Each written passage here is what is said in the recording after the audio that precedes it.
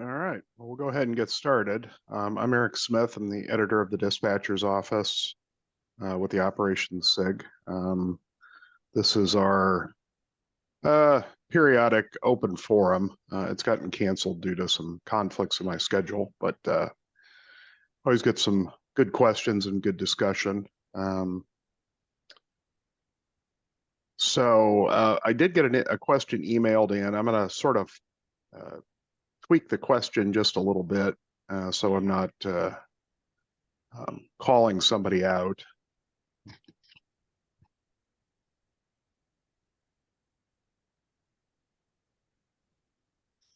Somebody's saying they can't hear me. I get it from the people on video. If you can hear me, can you give me a thumbs up? Okay. Sounds like it's just somebody having an issue. All right. It's just one user's issue. Normally the headphones are better, but all right. So we had a question, and I'll kind of, as I said, I'll sort of leave out the specific city names. In this particular area, there will be. All right. All right, we're just getting rid of some background noise there. This particular OPSIG member was asked about, they'll have 4 new layouts ready in a particular area of or a particular metro area. And his question is, how do you form a new division? What are the rules? Is there a cost connected to starting a new division? Is there a conflict with another SIG division? Any advice on how to go about starting a new division? So this question really threw me for a second because it's like, well, we don't have any of that. We don't have, we don't have the hierarchy like the OPSIG or the NMRA does. One, we don't really need it because we're not that big. We have a board of directors. And I got a follow-up email saying, well, in his area, there's another Tuesday night operating group, or it was a SIG Tuesday night operating group. A lot of these layouts are south. Traffic makes it hard to get it there on time. My question is, can a new group be formed in this area north of the one area without any conflict, or get involved with the south group and make what ops we can? So I'm not quite sure where the question came or how it came up, but I just wanted to make it real clear that one, OPSIG for the most part doesn't organize, control, manage anything about how people do their own operations. One, we don't care. We just want people to operate. There is no division. There's certainly no cost in creating a local operations group, if you will.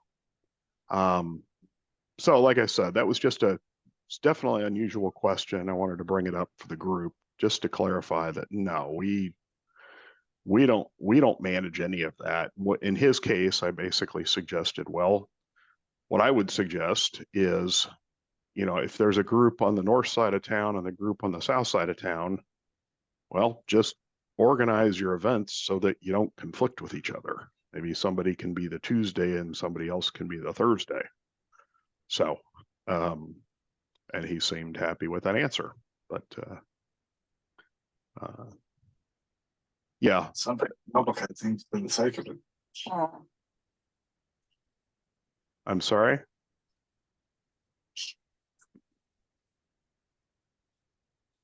No, just some stray noise. Yeah, Mike. Yeah, there is. Yeah, it sounds like he was confused by NMRA's boundaries and divisions and so on. That OPSIG doesn't care. We just want to see more operations. So Yeah, don't go down Um, the rabbit hole of the entire. Let's make an organization and regional. I like OPSIG the way it is. yeah, no. At the one thing I thought is that at one point there were, and I think this predates me being involved, being more than a member, but there was the idea of a regional representative. But I don't know what exactly that entailed, what powers and duties and what those people did. I still see it occasionally in people's emails that somebody is an OPSIG regional representative, but the board, as long as I've been on it or tied in with the as the editor, we've never appointed, approved, or anything in terms of, oh, okay, you're going to be the regional representative. So um, I'm not sure if maybe that was what was throwing him off, but so anyway, like I said, that was a unusual question there. But um, what other questions does the group have? Well, you can, Ken, go ahead. Okay. What I was going to say is I know a number of the divisions and some regions have a operations coordinator type function within them. And principally that's for trying to get, okay, when the division wants to have an event, who's orchestrating, or rather when the region, okay, the convention is going to be here, who can set up ops, for that event. But that's about as far as the direct NMRA seems to be involved. Yep, I would agree with that. I mean, I handle our local division. I do our operations events here. I know there are people elsewhere, but that's completely separate from OPSIG. Certainly, it's not under OPSIG auspices. So, but that's a good. Have you been long enough to remember OPSIG regional representatives, Ken? Does that ring a bell with you? That's not ringing a bell. Okay. I'd say my time goes back to about 2005 Okay. or thereabouts. I'd have And to go yeah, back. Yeah, I think it was in some of the I remember seeing it, some of the really old DOs. It was like in the masthead, but it hasn't been a thing for a long time. So anyway, all right. Take questions from the group.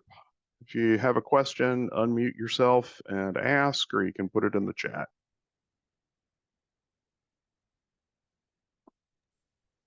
Eric, John Parker, I have a question. Sure, go ahead, John.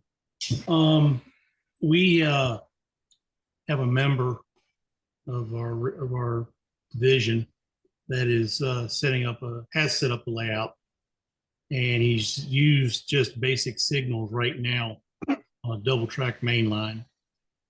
And he was asking about the different forms of signal control. And the older ones of us that somewhat know such things tried to tell him the difference between ABS block signaling and other kinds of block signaling as compared to CTC.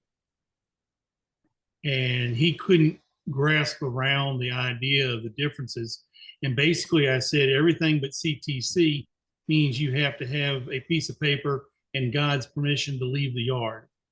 Whereas seeing CTC, all you have to do is leave on signal indication. Is that still correct? It's been a long time since I've really studied the modern CTC systems and practices therewith. So I'm going to defer to smarter people than me on this one. ah, Ken, I'm sure you've yeah. got something Oh to yeah. contribute. Okay. Actually, I'd say there's even a few other layers to try to educate them on. But no, it is still quite true that either you've got paper or computer readout in some form that says you're authorized this movement and then the signals are just giving you more of a safety blanket on top of that. Or in CTC, the signal is the authority to do something, and that's directly, at direct control of the dispatcher. But the one thing I would mention for somebody who, if they've got the grasp of ABS, but they're trying to figure out, okay, what's the next step, is to look at the fact of just how there's the different signal rule systems. At least that's how JMRI calls it. That says, okay, here's the BNSF, whichever year, and here's that, where you can have, the same aspect. It might have a different appearance, and it might even have a different meaning depending on which set of rules those signals are trying to follow.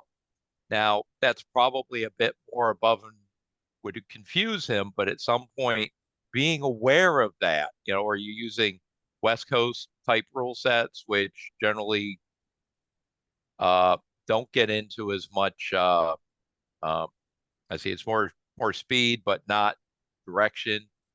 Eastern, you get a whole hodgepodge depending on whose system. Is it, giving you just speed information? Is it giving you directional, divergings and all those? Is it a both? Unfortunately, there's a lot of options there that if somebody's trying to pick what they're wanting to do, they kind of at least get aware of why are signals not so easy?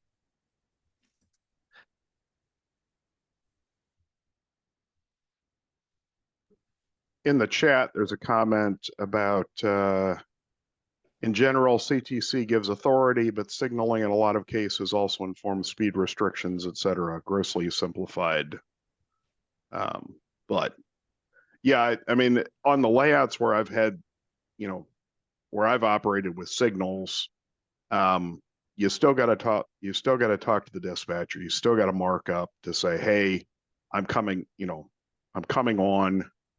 And then at that point, you've kind of got your work, and generally the last thing is, okay, train 1, 2, 3, follow signal indications. That I will tell you when you can go and where you can go, but there's going to be a point where you get somewhere and, okay, I need track and time. I need, I need some special thing that maybe the dispatcher doesn't know about based on your work. So you still can't just pull your train onto the railroad without somebody knowing it. I think probably a good example of what's the difference between CTC and ABS or APB is, in CTC, those entry points will be red until such time as the dispatcher decides to change that. So meanwhile, the other signal systems, if there's nobody out there, they generally default to a clear until somebody shows up. Okay, well that answers. I was going to say, even in this game that I'm playing, Railroader Simulation, whatever, you can go into CTC mode, and what happens is, as the train, you basically clear the block, set the signal as you go. When the train goes through it, it goes back to red. So the default setting for all the signals on the railroad are red unless I've specifically thrown them to green. Now you can flip it to be an ABS mode where it's just looking and saying, okay, you're green as long as there's nobody right ahead of you, then you're red. There's somebody out another block, then you're yellow. And it's just flipping those. But that only works if you've got trains at either end of the railroad that aren't going to get anywhere near each other. You can still end up with a case where, okay, somebody's got to throw a turnout or something bad's, at least in here, the AI won't let the trains run into each other. If you go manual, all bets are off and things go boom. But so that's just, I know one thing with the CTC. Well, if you have ABS that's working the way it's supposed to work, and you have enough blocks in between, then you can have trains ends up facing each other, but they'd be on red signals, or they would be a block apart. Yeah. Of course. I'm just And saying that, the yeah. person asked about double track. So there's different kinds of signaling rules for double track than there are for single track. And if the person has a prototype in mind, you ought to really look at the prototype's signaling, and get a rule book from the prototype, and it'll have all the signals in it usually. Yeah, not only the prototype, but the era of the prototype too, because I'm sure some of that stuff has Yes, changed for over sure. time. So yeah, that's a great comment, Perry. And the thing is, if you don't have one in mind, then just grab one of the big ones, one of the East Coast ones or one of the West Coast ones, Well, but in general, you're sort of, I mean, what else are you modeling that's like, what else are you modeling like? So, you can have your own railroads. The fact is, when I started this hobby, almost nobody had prototype railroads. Everybody, their model railroads were almost all freelance. Freelance, but all the people who had decent ones had some prototype in mind that they were copying off of, and that they were representing. And yep. And you like to take the practices of that railroad in that era into account. Yep, it's a good suggestion. Well, the gentleman modeled CB&Q in the 60s, and he has a double track main line. And I blew his mind when I said, "Well, you've got to make some kind of allowance for wrong main running." And he says, "Say what?" Mhm. I said, "Well, yeah, if you have a train breakdown on the westbound main, you're not going to stop the whole railroad going west because of that one train. You got to figure out how to get around it. So you need to make allowances for wrong main running." And he just sort of, you see the eyes roll back in his head, and I just totally blew his mind when I mentioned that. So, but okay, I got the answer I wanted. I told him correctly.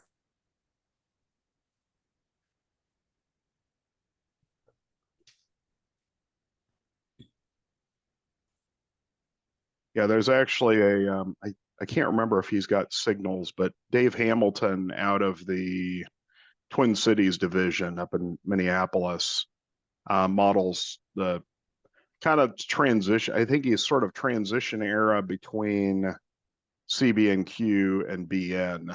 So I don't remember if he's got signals though. So what territory is he modeling? John Parker, I think you said CB&Q. Did you have did he have an era? He's doing CB&Q in the 60s before Burlington Northern. Okay, and I'm doing CB&Q in the 60s too, in 1964 actually. But where is he doing it? What's he modeling? You would ask me. I've run on his layout one time, and I cannot remember. He's got a Rock Island connection, I think Sioux City, Sioux Falls, Sioux something.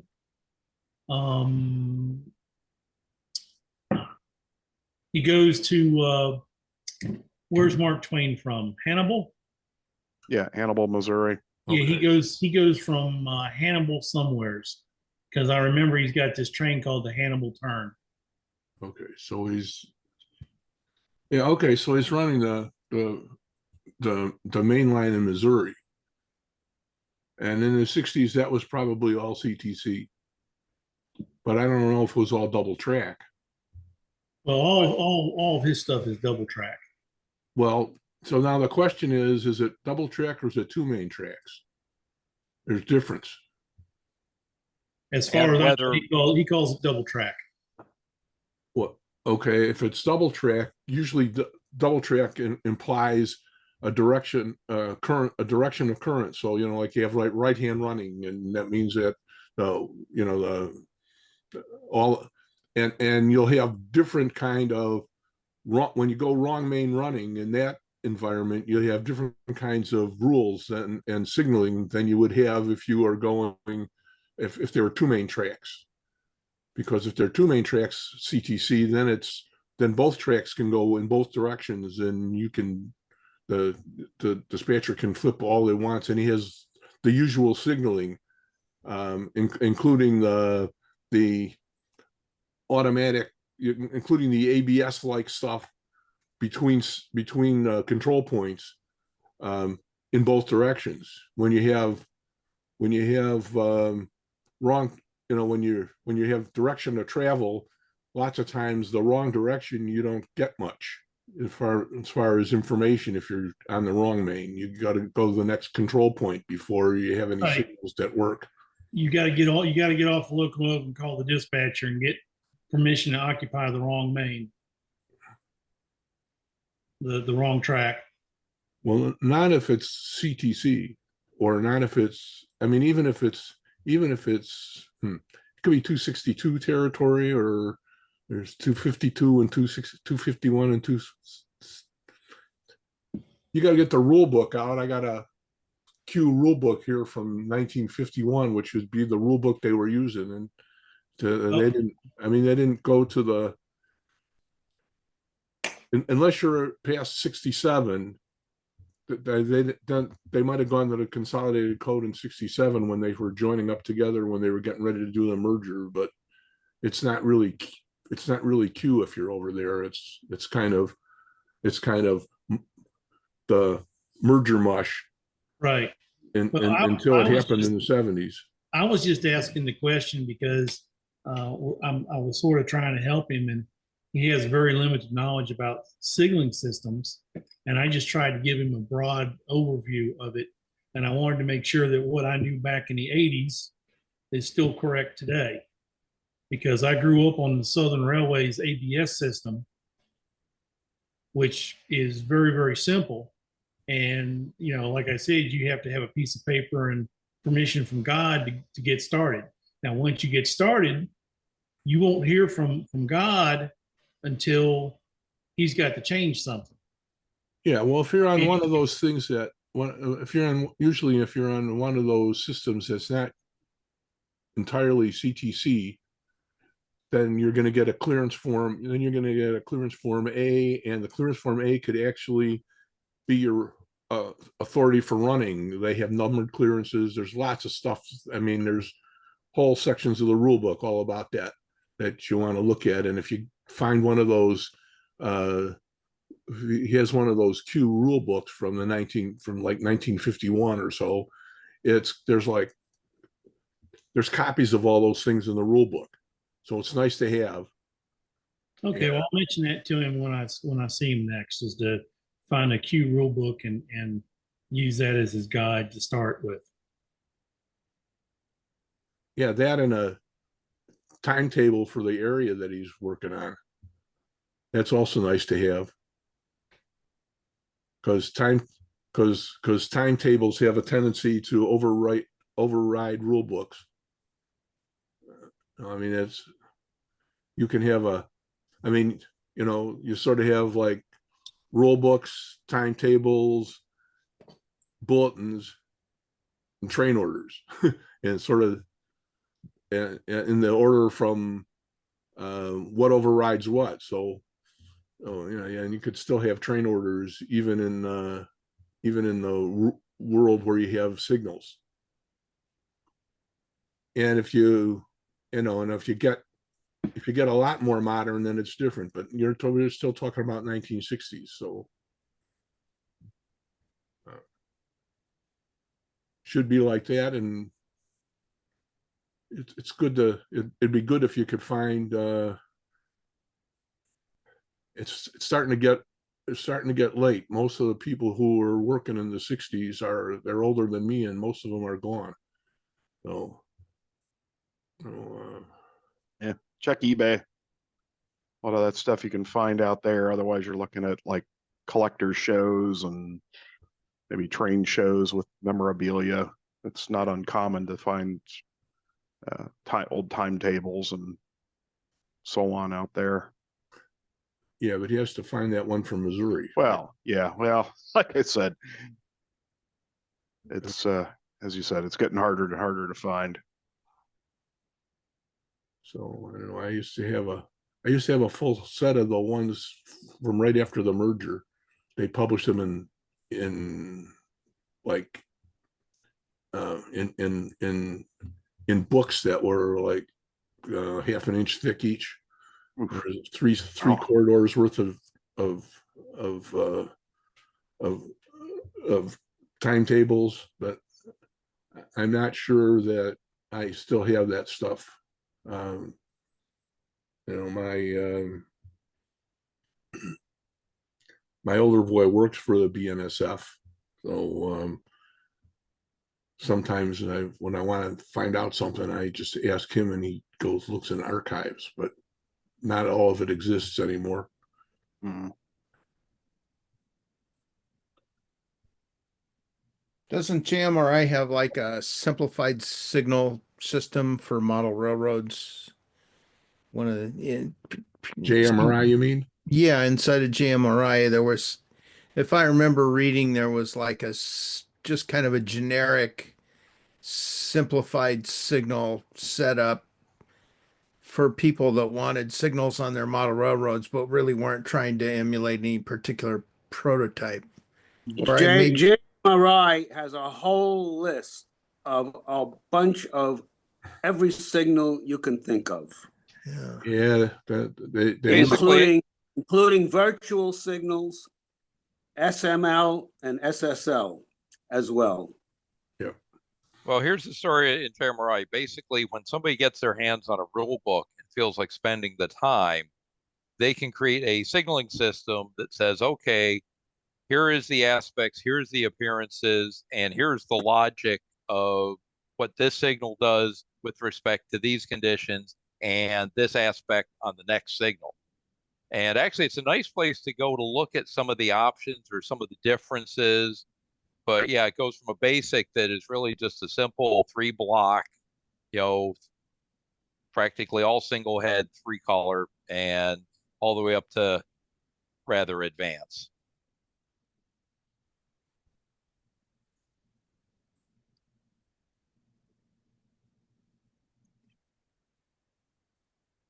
At least with signals, it all comes down to how much money do you want to spend.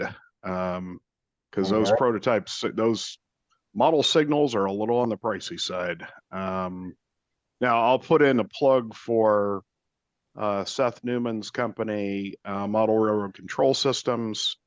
They make a very inexpensive, there's one that's just a red, yellow, green. So, and then they have another one that's 2 heads on top of each other, that you can wire up to, you know, any type of system that has a common out and then red, yellow, green. And those are like $1 a signal. I mean, they don't look pretty, but they are absolutely functional and let you get signals up rather cheaply. So Yeah, well, a good way to start on the signals is to put repeaters on the fascia and use those for the signals until you actually model your signals. If you want to model signals, yep. In 1989 through 91 into 91, I did a CMRI implementation on the late Ray Thomas's railroad, and I think he spent $4,000 or $5,000 in that era's money, which means you're probably going to spend like twice that much for. Then he had a 1,000-foot main line, so there's lots of signals, and one of the things he was still using block control, so the signals were also changing the blocks. Yep. And there were 45 or so of those CMRI 7 relay cards that, you know, had 8-position rotary switch kind of cards, and and we only did 2/3 of the railroad. We still had another third to go before, and he decided, and he had to end up moving and tearing the whole thing down. So, but there was no JMRI then, and it was just me writing code on C and in Microsoft C and using the CMRI. There were three of us. There was one guy building signals and one guy building circuits and another guy doing the doing the code and the implementation, and that was me, and wiring. And one of the things about however you do signals, and there's all kinds of ways of doing them, eventually you just got to manage tons of wires.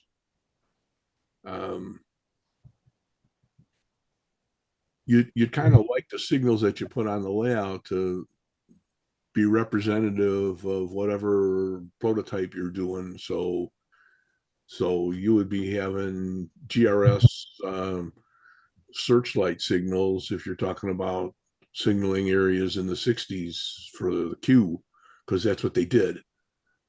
And you won't be happy buying previously made signals. You'll have to do something bizarre for it. I mean, well, the good thing is now a lot of things you can do with 3D printing. I mean, the resin printer's resolution is so good. I've seen some really nice signals coming out of that. And obviously there's some setup cost in that. And I was just looking, Signal Man boards from RR Circuits. One board will cover essentially a single typical switching plant, with up to 16 LEDs. That's $37 to tie into DCC. So your signals are, and that doesn't count all the block detection that you need to put in and play in addition. And it doesn't include having at least two conducting wheel axles on each freight car, and exactly, and others for the other cars. I mean, that's it's but the money's not really as bad as the time, because it takes a lot of time. When I did the signal stuff for Ray, it was like having a second job. For 2 years, I just worked 80 hours a week, 40 hours actually about 100 hours a week, because I worked my regular job about 60 hours a week, and I worked Ray 40 hours a week. That's just how it worked. Yeah. So, all right. Well, we're going to move on. Got a question here in the chat from Steve Hemmel. I'm asking this. A friend with a layout is interested in starting operations. How do you go about getting started?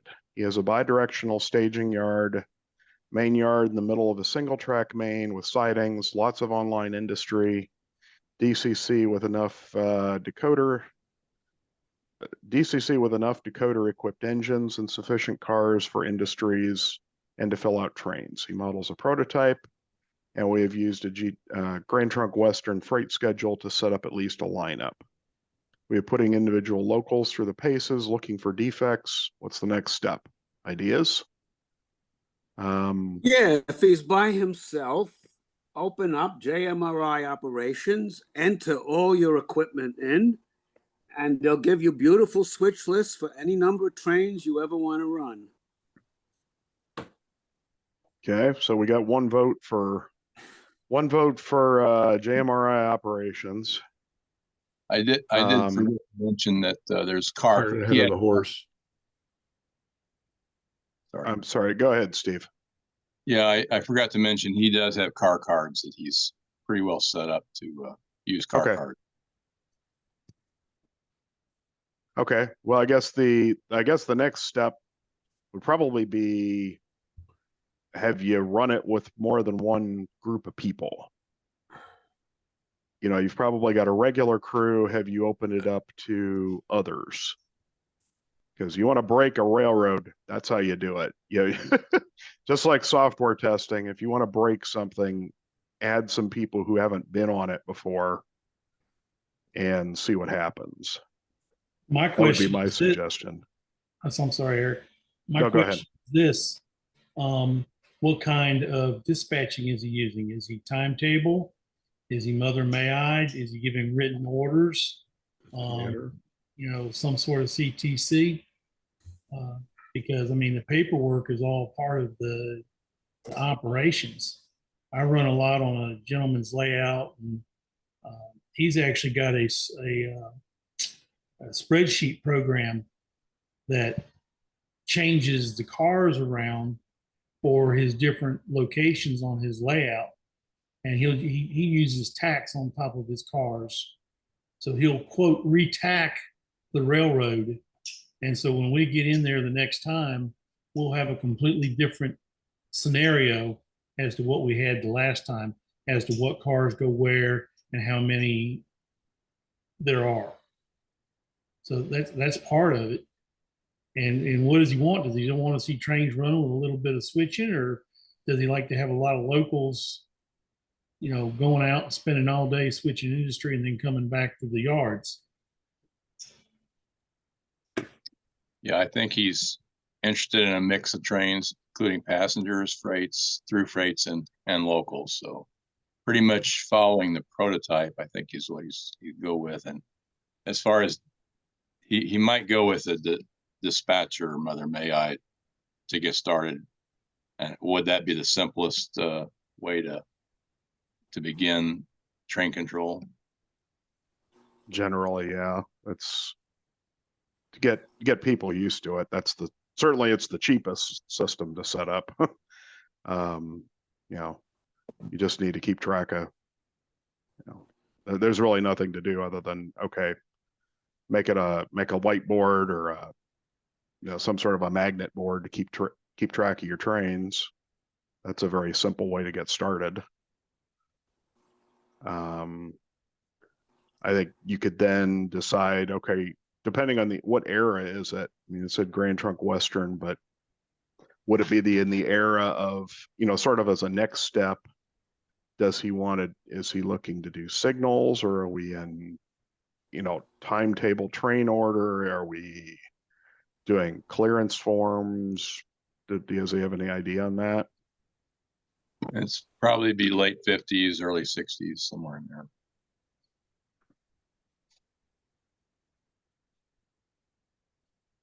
I don't know Okay, that. well, Go ahead.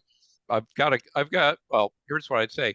One thing he needs to do is figure out, okay, how many people or how many trains can actually fit comfortably on the railroad at one time? Because that's usually the biggest thing people mess up when they first try. Either they have an unrealistic number of people we can keep busy, and then they try to keep them busy, which then overcrowds the railroad for what he built, and it just ties up everywhere and isn't a whole lot of fun. The classic string line of where can I put trains, where can they fit, the time to run from here to there. But here, if you got single track, that's critical to figure it out, because effectively the formula I like using is if I've got 6 towns, which means there's 5 single tracks, I'm not going to try to put 5 trains on at the same time. I'm going to target 3, maybe 4 will be able to move against each other. But the absolute max is, yeah, 5's all that can move at one time, because there's only 5 single tracks that can get occupied. I think another something similar is how many people can you put in your basement or in your layout space? That's almost more important, because if you've only got room, you know, if it's like 12-inch wide aisles and, you know, really low ceilings, you're not going to want to have that many people down there. I mean, classic there is if you had an aisleway, there's 2 towns opposite each other, but there's only space for one person or one crew. You want to make sure you never have 2 trains, one in each town, because they'll be just hitting butts all the time. Yep. Or the double deck layout where you've got 2 towns right above each other and you've got trains working top and bottom at the same time, same problem. It's even worse than, I've dispatched layouts where I was doing more work dispatching the aisles than was the trains. yeah. So I think we sort of veered off the question. At least the way I heard the question was he wants to start running trains, right? I mean, there's one, I mean, does he already know what business he's in? That's the first, in my mind, that's the first question is you have to know what business you're in. I mean, how many, and maybe you got a lot of small businesses, but where are you going to have to do serving? And then you have trains that are supposed to do those servings, and then you try to figure out what times they run. And my friend, the late Steve Karras, used to have he had cards for his railroad that where he could keep track of times, of actual times, and he would run his trains, the ones that he was getting ready to, he would run them himself, just by himself, just to see what they took before he could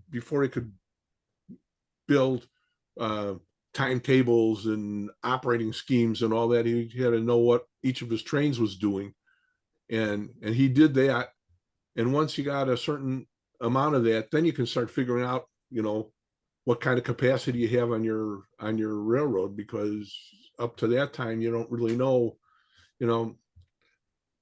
there's all kinds of stuff that has to do with that, like all your trains have to fit in your sidings, right? Or most of them do anyway. I mean, if you have a train that's not going to fit in your sidings, that's got to be a special deal that you have to handle, because that's what would happen on a real railroad. It does now. I mean, I hear my son talk about that all the time. Oh, Yeah, you can't have two of those big trains.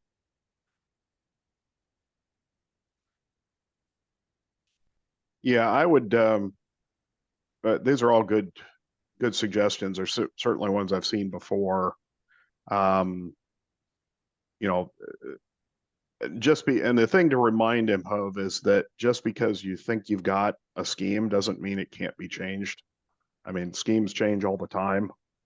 You're gonna, mix trains up.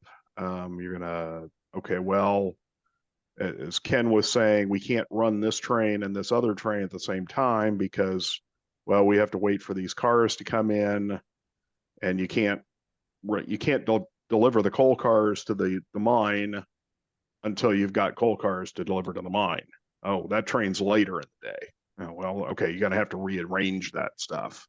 The other thing about the string line diagram, which I painfully went through that process in the for the NMRA achievement, is it makes you really consider, okay, how many miles am I really modeling here? It's like, okay, I have, when my whole main line is done, it's 420 feet, including a helix. Okay, that's not running from Minneapolis to Seattle. No, it doesn't work. It's too, it's a respectable distance. I mean, that's bigger than others, but it's like, okay, how far am I really modeling? And once I figured that out, it's like, well, no, I'm going about, I don't know, I think about 50 miles out of the Twin Cities is the end of the railroad. And at that point, then I've handed the cars off and they're heading west or east, depending on which end of the railroad they're at. I think going through that exercise of, okay, here's what I want to model. Here are the towns I want to serve. Here are the industries that are there. Here is the trains I want to run. Well, that starts helping you decide, okay, well, for instance, you're running, intermodals are running from Chicago to wherever out west. So they're just running through. Amtrak's just running through, right? And that kind of gives you, even if you're not modeling an exact, date and time, it at least gives you something reasonable to say, well, I knew that Amtrak runs kind of the Empire Builder from Chicago to Seattle. Okay, well, I can have an Empire Builder run through. That's reasonable. And so I have that worked into my schedule, or it's a, in the sequence it will run. So I mean, is that helpful? Yeah, and he's got a reasonable distance. He's only going about 40 miles Okay.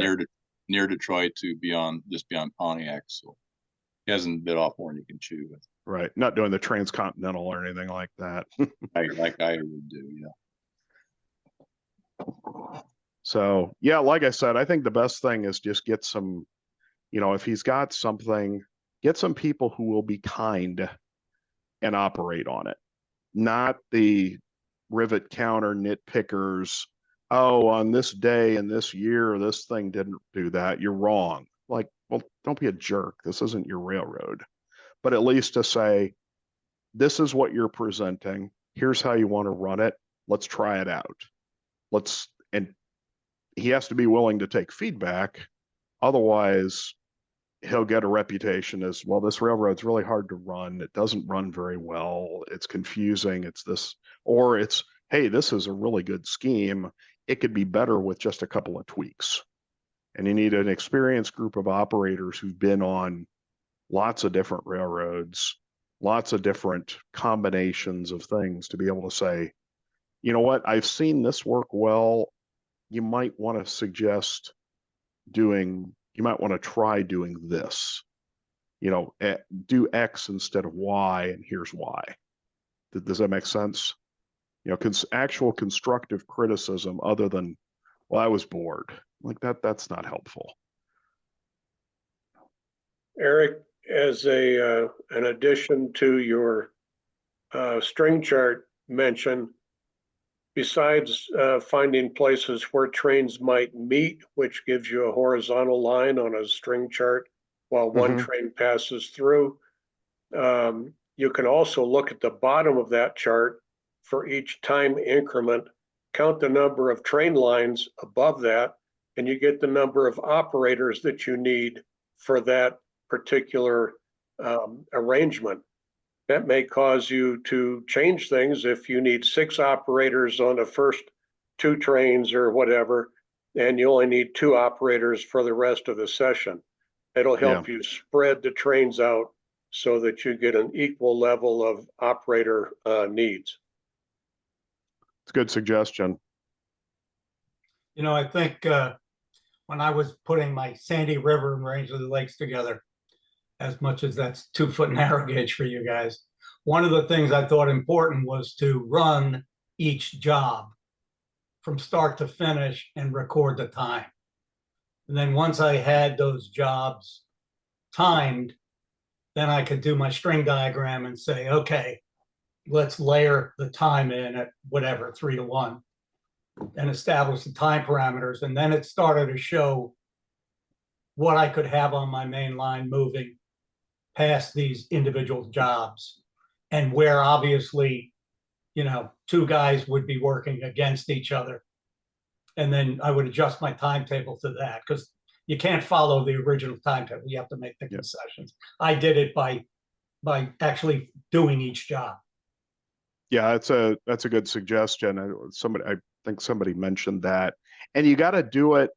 I would almost say, okay, if you are the layout owner, you can do it, but you also need to have some other people try it to get a better sampling of data, because you're going to already know, okay, I come in here, do this, then this. If I do this first, then it goes better.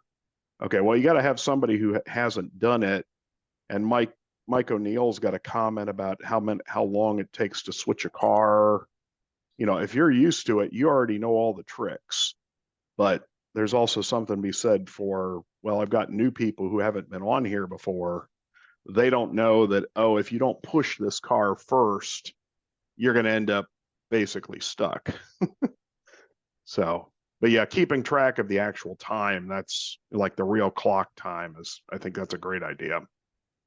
You have to allow sufficient time for switching and for meets for your slowest operator to complete the job on time and make any meets with other trains as necessary.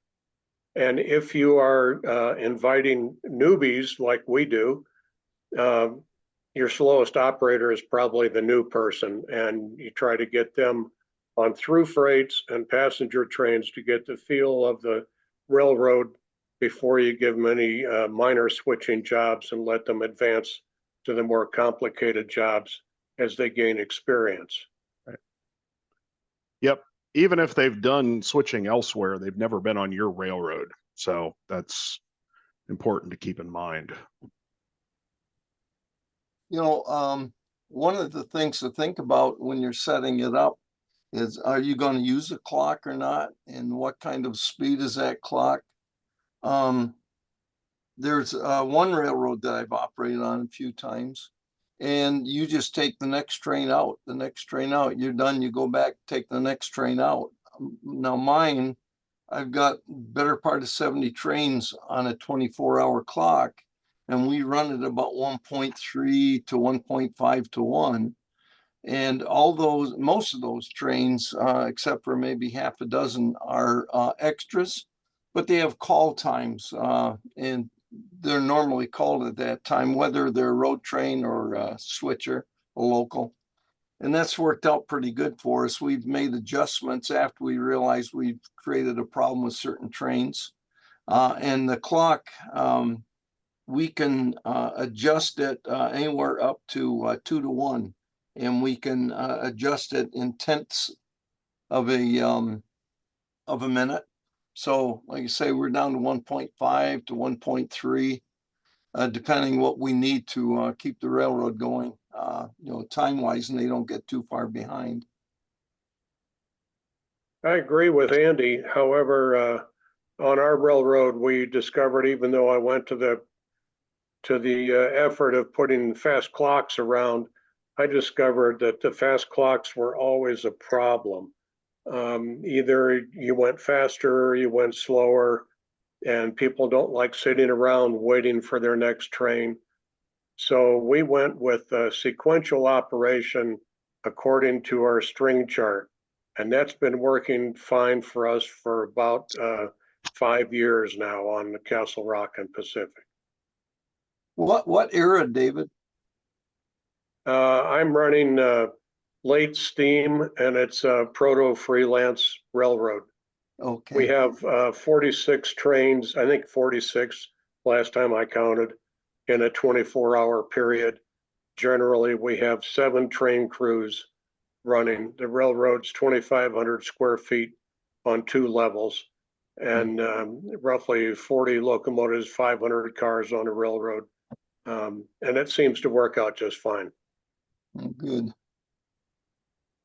Since he has passenger trains and commuter trains, could you use a fast clock, have a fast clock around, but then start the freights at a start time, like you're saying, and then they're like run more or less as extras or trains that don't actually stay on schedule, Well, are you asking me? I'm asking the group, could you combine I see. Absolutely. Trains, but the freights don't necessarily hold to that schedule. They leave on time. Oh, absolutely.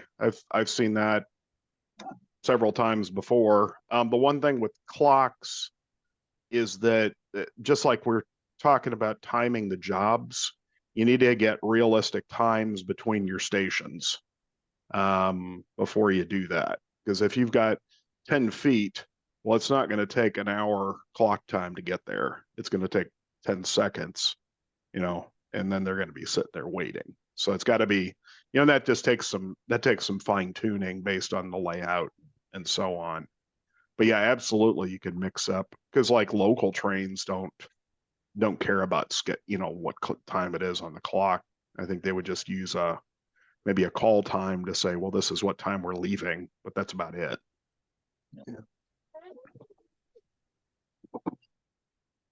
Local trains may start according to our string chart, but they also need to finish before the next train that takes their cars to deliver to other industries or to take to the staging yard they have to make their meets. So we Exactly. allow plenty of time for even newbies to run trains and be successful. Yeah, that's a good point. And again, that all just comes down to timing the jobs. What's the optimal, somebody who's done it forever. What's the worst case? Somebody suggested doubling it. If you can do it in 10, give your crew 20. Figure out how long it takes to switch cars, add on a level of difficulty if it's, a lot of runaround moves or whatever. So hopefully those are some good suggestions for your friend there, Steve. Yeah, thanks a lot. And he'll be able to listen to this for himself. Yeah, we'll have this up on YouTube, and Eric, I have a question. Yeah, go ahead. An idea from the different operators, how long their sessions are.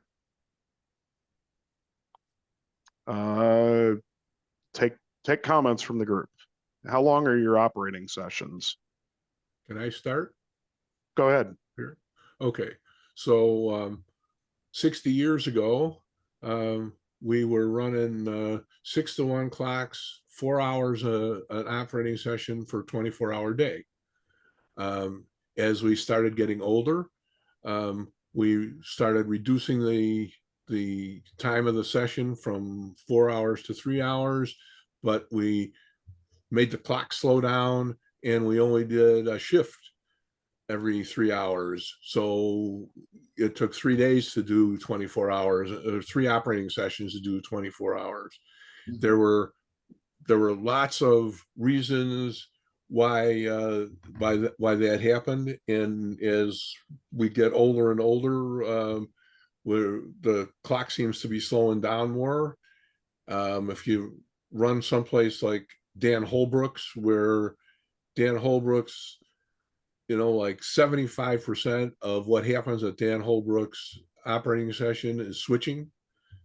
Well, if you're in that kind of a thing, he's running like we used to run 2 to 1 there, and we run like 1.5 to 1 now, because as we switch to DCC and start having sound and engines, and people try to make their engines act like real engines and have momentum and all that stuff, it makes switching take longer. And so we had to had to get longer. Not only that, but I'm going to be 80 coming this month. You don't have the stamina to run around and be up till 2:30 in the morning, and and have a reasonable weekend following that. So we had a change for what the people could do. You always can, if you think about things prototypically, you always have situations where you have office people who know what's going on, and somebody can pick up a job where somebody left off. So, lots of people who do timetable train order, they just run the clock. And when they decide to stop the clock, they stop the clock, and they leave the layout like that. And the people come next and they pick it up from there. And about the only thing that you have to do for new crews is, if they're on the road, you have to tell them what trains have passed, what trains they're due past them up. And you can just start back up, because you have yard masters and people who have kept track of what's going on in the yard, and and there's a turnover, and people pick up and go. So that's kind of over the last 60 years about how changes have been made and what we've done. I think if you leaving out the clock, leave something out of the railroading experience, because for over 150 years, clocks were really important to railroads, and they got important to us after they got important to us, the general people, after they got important to railroads. So I think you lose something when you don't have one. Lots of times people they're riding around in trains, but they have to talk to the dispatcher and pretend that they're operators on the ground, and then they talk about the time that the train went by. And I think it really helps the feeling of the operating session when your mind goes into fast time, or into what I like to call session timing, as opposed to thinking about it as a real time. It's kind of like to get into the simulation fully, my opinion. I think for sessions, it seems to be when we do the regional event here, we'll do a 9 a.m. session that's 9 to 12. And then typically there's a few minutes at the front, a few minutes at the back. So basically a 2.5 hour session. Some places are doing, like a weekend event, you'll get one session Friday, one session Saturday, one Sunday. We do 2 on a Saturday with a decent break for lunch and driving. But 3 hours is pretty much the cap. And it's just concrete floors are really hard on the back. Even if you've got carpet, I have carpet in my basement, put fatigue mats down, whatever, people still get tired.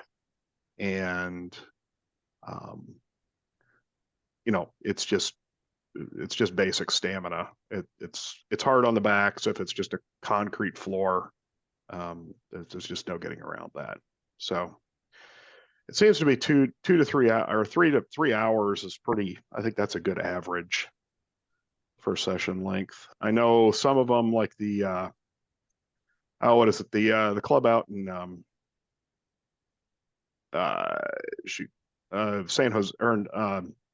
San Diego, the La Mesa Club.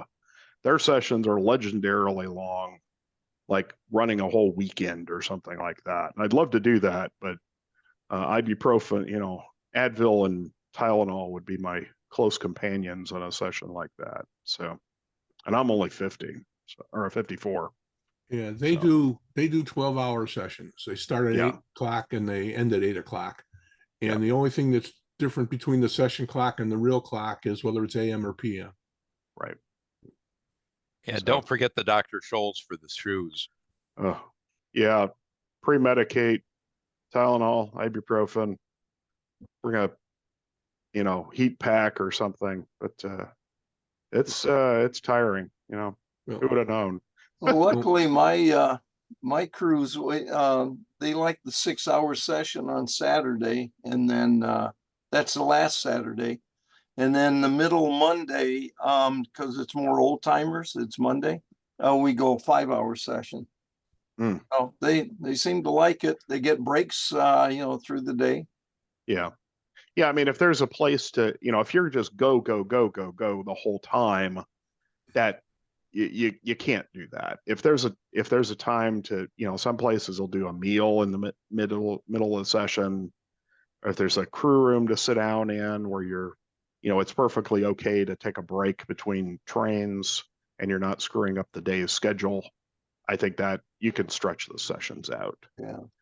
But, and yeah, those anti-fatigue mats, those are great in anywhere you're going to be standing. So like a switching district, a town, a yard, even if you've got carpet with padding, put those things down. They'll help with back fatigue. So, Eric, on the Castle Rock and Pacific, our sessions start at noon. People can arrive at noon. About 20 minutes to 1, we have a short briefing on whatever's new on the railroad and any problems we have seen in the past session. Then the operations actually start at 1 o'clock. They run for 2 hours. At 3 o'clock, we take a 30-minute social and nature break. We start again at 3:30 and run until 5:30. And at 5:30, the trains stop where they are. People can go home. They can tell their spouses when they will be home, because we end the session right at 5:30. People are welcome to stay afterwards to brag or complain or whatever they want to do about the current session. But and our sessions again run sequentially. So when you finish one job, you pick up the paperwork for the next job. So people Yeah. are busy during those 2 hours of operations. There's nobody sitting in the lounge waiting for their next train. And they Got it. seem to like that. I offered to reduce the time to 3 hours, and I got a lot of pushback from my operators. They like it the way it is. Well, that's great. I think I think having that hard stop is important if you've got, for instance, like we do a morning and an afternoon session. The morning session has a hard stop at 12 because people have to get to where they're going, and they're always complaining, well, you left early. Okay, well, then you've got to have a hard stop at 12 or whatever. Now, the second session, it's up to the layout owner if they want to keep, if people want to keep going, that's really up to the layout owner. But the expectation is that, this runs till 5 unless it's, or 6 or whatever time. It gives the layout owner a chance to basically say, we're done. I'm not being rude. I'm just tired, or I have to restage, or, it's that expectation that, yes, we are going to stop at a particular time. And as you said, if, it lets people know, hey, I will be here this time to this time, and then I'm done. So, all right. Well, I appreciate all the comments and the questions and the discussion for everybody who contributed. I will have this posted the next couple of days up on YouTube. A few reminders. I have let's see, this will be the next open forum will be November 24th. I'll be in Arizona for Desert Ops and the October 27th date. I believe I have a presenter for October 13th. I'm confirming that. I do have an opening for November 10th if you have something you'd like to present. And I just got a presenter for, I have a presenter for December 8th. Also, we're looking for articles for the DO. Always like to keep a good queue of those going. If you have something you'd like to write about, anything even remotely operations related is welcome. We don't discriminate. Just contact me at editor@opsig.org. So with that said, I want to thank everybody for coming, and have a good evening. Thanks.